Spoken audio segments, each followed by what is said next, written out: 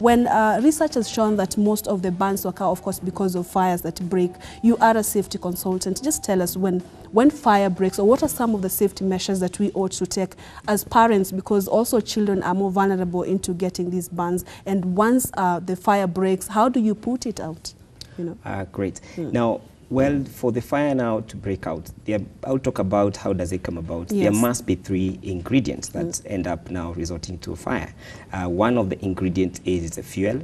Fuel is a combustible material. What can burn could be liquid, could be a solid, also it can be a gas.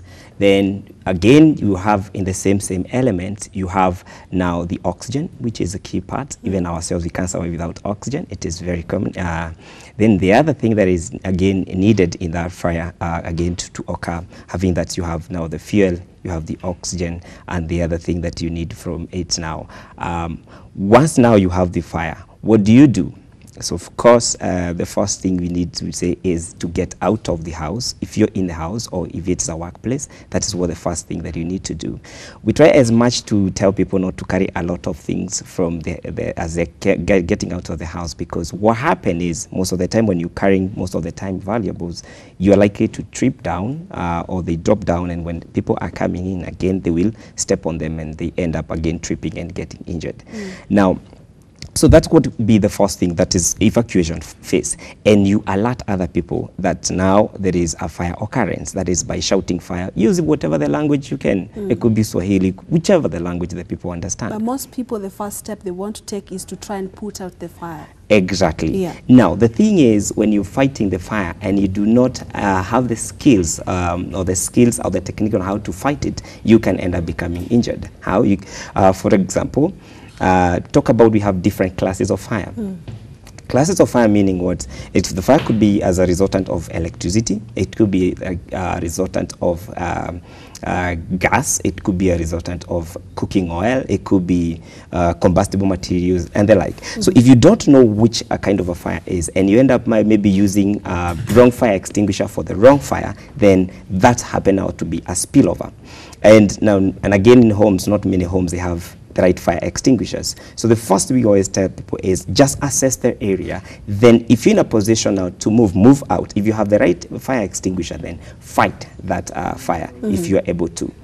And the other thing is when you evacuate out of the house, because most of the time when you have the fire in your house is that there is a buildup of gases in your house. That's what kills people fast. So when you're going out, we tell people now it is better for you to crawl, or you just, you know, walk down. Don't walk facing when you're straight. When you stoop, it is better because oxygen is low, but a lot of gases are up in the air. Let's so that's how you get let's out. assume it's a home setting, and of course most common fires that we see are out from either a gas or even electrical fires. So when, for example, because most people will either use water to try to put it out, or even a cloth, as in just all sort of things. Simple steps on how when a gas explodes or when there is an electrical fire, what would you do if you don't have the fire extinguisher with you? What would you do? All right. Now, like I said, the first thing you need to do is to recognize or what caused the fire.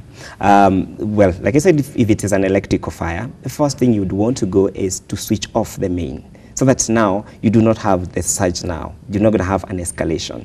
Then if it is now, for example, it is sufuria that is on fire, so what are you likely to use? Well, you could get there is a fire blanket meant for fighting the fire, but because commonly not many of us that we have it, so what could you do? You can get the normal blanket, but douse it in water, get it in a basin of water, then you cover the sufuria with it. Those are some of the steps that you can use at home.